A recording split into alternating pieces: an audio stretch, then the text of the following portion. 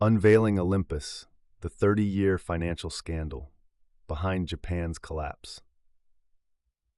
In 2011, as Japan's economy grappled with sluggish growth and deflationary pressures, a scandal erupted that shocked the global financial world, not because of a sudden collapse, but because of a breathtaking revelation that exposed a decades-long cover-up at one of Japan's most respected corporations, Olympus Corporation.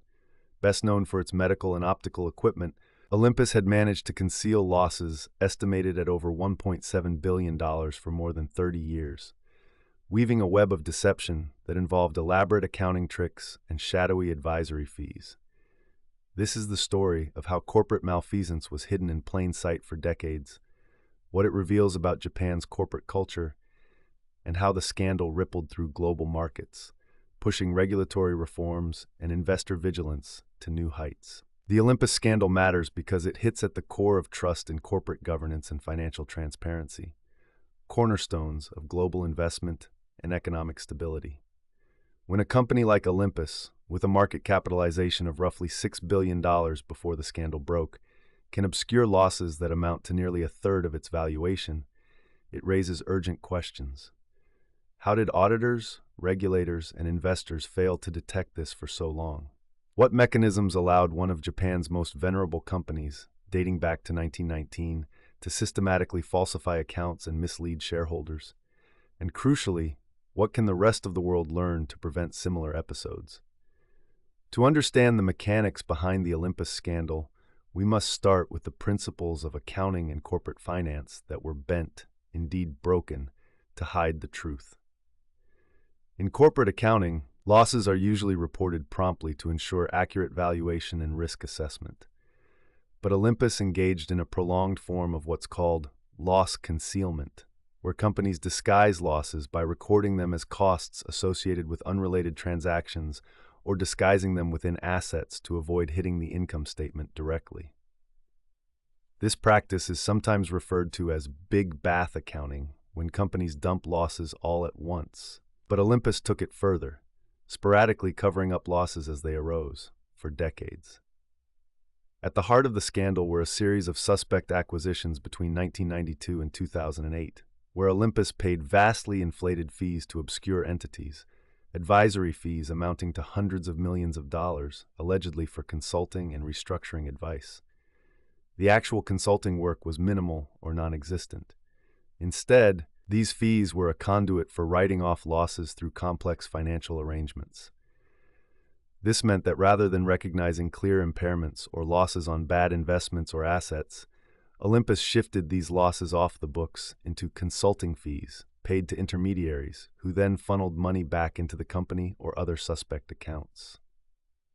These transactions created paper trails that obscured the company's true financial health and imbued Olympus's accounts with a false veneer of profitability. The unraveling of this decades-long fraud began with the appointment of Michael Woodford as Olympus's CEO in October 2011. Woodford was the first non-Japanese CEO in Olympus's then nearly century-long history.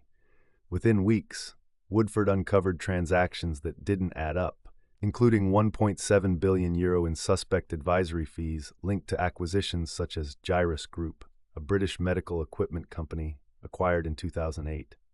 Concerned, Woodford asked the company's board for explanations. Instead of support, he was swiftly ousted in a shareholder vote, an unprecedented move signaling that the insiders feared exposure. Woodford went public, blowing the whistle and sparking a series of investigations by Japan's Financial Services Agency, FSA, prosecutors, and eventually criminal trials. The FSA's audit in 2012 confirmed that Olympus had been hiding investment losses through dubious advisory payments and accounting misstatements dating back to the early 1990s. By 2013, Olympus admitted to concealing approximately $1.7 billion in losses going as far back as 1989. But how was such an elaborate cover-up sustained for so long? The answer lies partly in Japan's unique corporate ecosystem known as keiretsu, interlocking business groups that share cross-holdings and strong insider relationships. Another important factor was the prevalent culture of amokudari, where retired bureaucrats from regulatory agencies would take positions within corporations, ensuring cozy relationships that muted regulatory scrutiny. Olympus, with its secretive board and emphasis on loyalty and harmony, operated within a system that discouraged whistleblowing and dissent. This environment allowed financial irregularities to slip through audits and regulatory inspections for decades. Moreover, the scandal exposed alarming weaknesses in Japan's auditing practices. Olympus's accounts were signed off by KPMG AZSA LLC, part of KPMG International, one of the world's Big Four audit firms. After the scandal broke, questions arose about why auditors failed to detect glaring irregularities in huge advisory fees and acquisitive accounting. The company had repeatedly passed audits despite inconsistencies that would raise red flags in more rigorous regulatory environments. This failure cast a shadow on Japan's broader corporate governance structure and auditing standards. The fallout from the Olympus scandal was swift and impactful. Globally, it sparked a re-evaluation of the risks inherent in investing in Japanese companies, which had long been viewed as models of stability and prudent governance. Share prices of Olympus plummeted by over 90% in the weeks following the revelations, decimating shareholder value. The scandal also prompted a broader movement in Japan toward improving corporate governance and transparency. The Tokyo Stock Exchange and Japan's Financial Services Agency later introduced stricter disclosure requirements and strengthened the role of independent directors on boards. Criminally, several executives faced charges. Michael Woodford's public whistleblowing was instrumental in holding Olympus accountable, illustrating the power of individual courage in confronting systemic corporate wrongdoing. Olympus settled with regulators and shareholders through various penalties and compensation. Several top executives were convicted and sentenced between 2012 and 2016, emphasizing the Japanese system's move to impose real consequences for corporate malfeasance. To grasp the wider context, we must examine how this scandal fits into global patterns of corporate fraud and the evolution of accounting standards. Olympus's case echoes earlier debacles like Enron in 2001 and WorldCom in 2002, which exposed widespread manipulation of financial statements through off-balance sheet entities and accounting loopholes. Each scandal revealed how complex corporate structures and lax oversight can conceal financial distress from investors, with devastating consequences for market confidence. Yet Olympus was distinctive because of the sheer duration of concealment. 30 years is unusually long for sustained financial misreporting, and because it happened in Japan, a country traditionally perceived as having conservative corporate culture and robust regulation. The scandal shattered the myth of Japanese corporate transparency and accelerated reforms. What does the Olympus debacle teach us about the mechanics of corporate governance failures? First, it underscores the vulnerability of financial reporting to manipulation when internal controls are weak and the board lacks independence.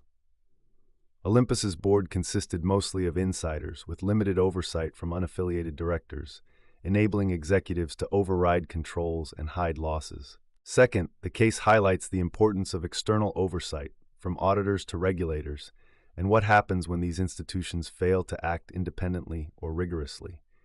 KPMG's failure to identify the masking of losses raises questions about auditor complacency or over-reliance on management representations. Third, it shows how cultural factors, like a reluctance to challenge authority or prioritize harmony over transparency, can dampen whistleblowing and delay detection of malpractices. Only a foreign CEO, Michael Woodford, willing to confront these norms, exposed the truth. Finally, the episode reveals how investor vigilance matters. Prior to the scandal, many investors took Olympus's financial reports at face value, assuming regulatory safeguards were sufficient. The fall in share price post-scandal incorporated a painful recalibration of risk, reminding investors worldwide to conduct thorough due diligence even when dealing with familiar, established firms. The Olympus scandal also had tangible impact on Japan's economy and corporate landscape. Following the event, Japan's government and regulators accelerated implementation of the Corporate Governance Code in 2015, requiring listed companies to increase board independence, improve disclosure, and enhance shareholder rights. Pension funds and institutional investors, such as Japan's Government Pension Investment Fund, GPIF, began demanding greater transparency and accountability from companies in their portfolios. Internationally, the case contributed to a broader dialogue about audit reform and corporate transparency. The U.S., European Union, and other jurisdictions intensified scrutiny of auditor independence, rotation policies, and financial reporting standards. Olympus's downfall underscored how complex financial maneuvers can evade detection in the absence of strict audit enforcement.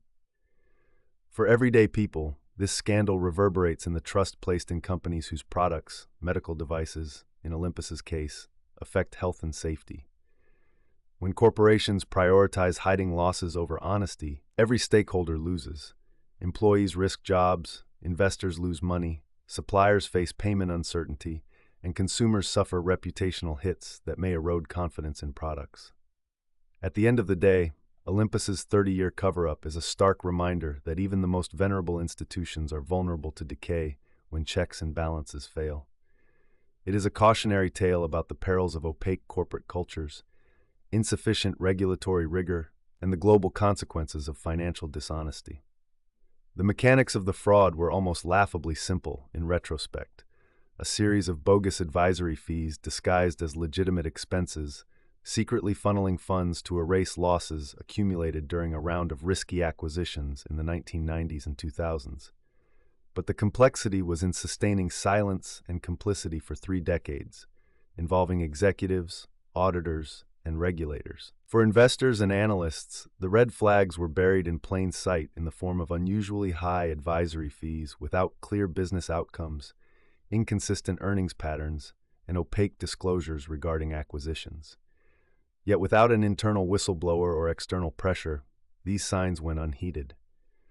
Today, Olympus remains a company rebuilt on the lessons learned from its scandal.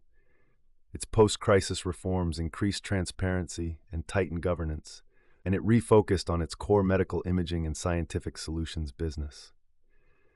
The scandal also helped pave the way for Japan's broader transformation towards modern governance principles aligned with global standards. The Olympus scandal is what every corporate accounting fraud looks like, until the whistleblower blows the lid off. It reminds us that financial statements are only as reliable as the integrity of those who prepare them and the systems that oversee them. The hard question remains: how many other companies conceal losses in quieter corners of the world, waiting for their moment to surface? And how can regulators and investors better protect themselves from such risks? This story is about hubris and greed, but also about culture, oversight, and courage. The ripple effects of Olympus's cover-up have prompted lasting changes in corporate governance in Japan and beyond, helping foster an environment where transparency and accountability are non-negotiable. It illustrates how, in global finance, no company can hide losses forever, and when they do, the world eventually finds out. If you found this story interesting, hit that like button and subscribe so we can keep making these videos. Tomorrow, we are diving into a story that is just as shocking. LIBOR scandal, how banks rigged the world's interest rate. You will not want to miss it. I will see you there.